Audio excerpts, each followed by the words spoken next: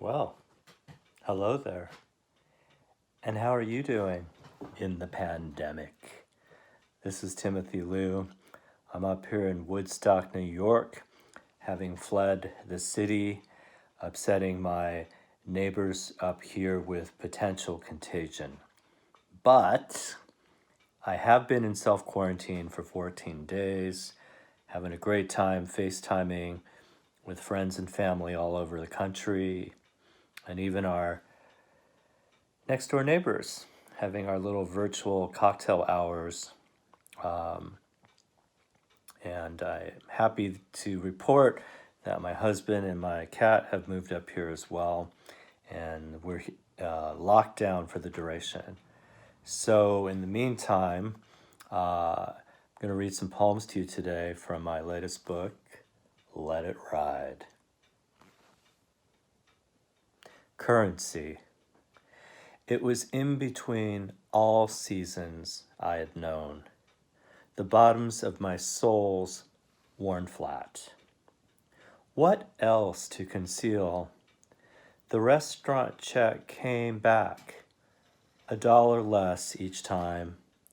He who paid me twice what anyone's worth, till I was eating off of him for free. His tongue all coin, his mattress stuffed with specie, spindled regrets sending me downriver on a makeshift raft. Here's the title poem, Let It Ride. The cards left on the table edged with guilt. I'm all in, he said, as long as you respect complicity. Now you see it, now you don't.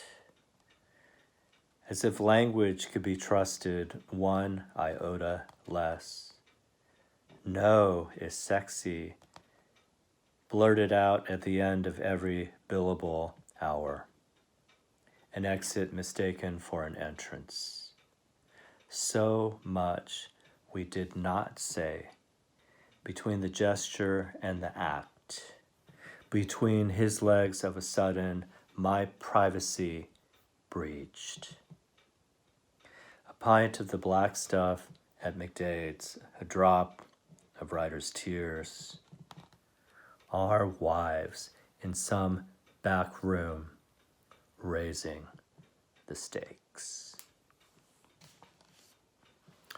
On marriage equality, they don't do couples counseling. They go to Home Depot, they go to Lowe's. Figure out what it would cost to tear their kitchen out, replace the granite countertops, the stainless steel. That was so last year. They think the market is strong. They take out home equity loans. They take their date night seriously, scheduling in quality time and faithfully meeting their mutually agreed upon weekly coitus quota. They do Pilates, they do Bikram yoga, they enroll in positive tantric sex workshops and swing with other couples who sing the body electric. They post romantic kisses on Facebook. They tweet about lubricants and lingerie, put tally marks on a white erase board for the number of times they've come each week, their little wink wink. Unless friends ask, don't tell.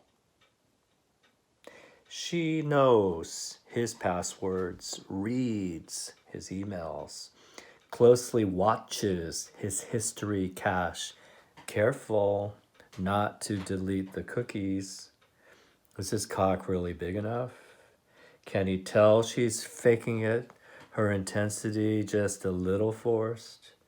This woman who knows how to back into a parking space with her eyes closed, who can talk her way out of any moving violation.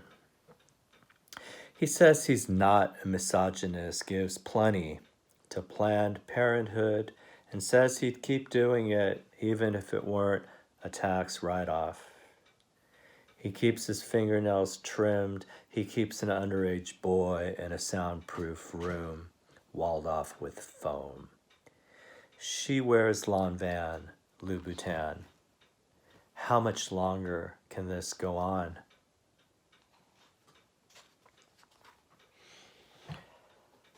Yes, how much longer can this go on? That is the rallying cry, not only of marriage, but of our current crisis. I'll end with a poem I wrote for my husband 3 years ago on our 25th wedding anniversary. This is called Silver Anniversary Ode. My husband breaks his back molar on a piece of gravel stuck in a bowl of rice and beans. I cooked for him before retiring to bed, wanting him to have something after spending a late night at the office preparing a legal draft to cover his own ass with HR, where a more than competent underling has consistently shown up less than half the days he's paid to work. And I won't go into all the details, nor will I mention how it has crossed my mind that either of them could be having an affair, if anyone would bother to ask, which I don't. And it looks like the tooth will cost $650 to repair, which is more than twice what it will cost to replace the 40-inch flat screen our cat knocked over when workers started jackhammering the sidewalk 2 floors below and freaking Kitty the fuck out. A 4K smart TV we only got to watch one episode of Westworld on before dragging the thing down to the basement where everything we no longer want magically disappears.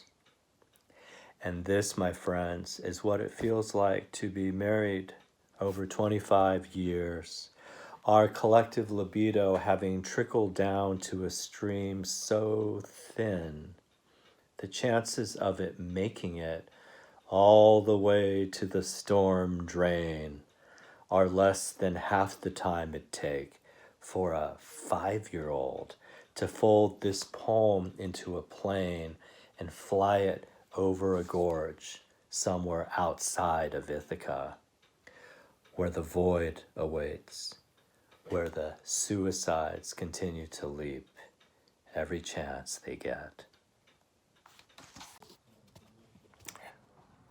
Thank you, Poets House, for being there for all of us in the pandemic.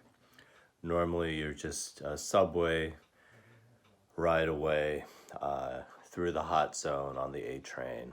And, Poets House is the place where my husband and I were married in 2011.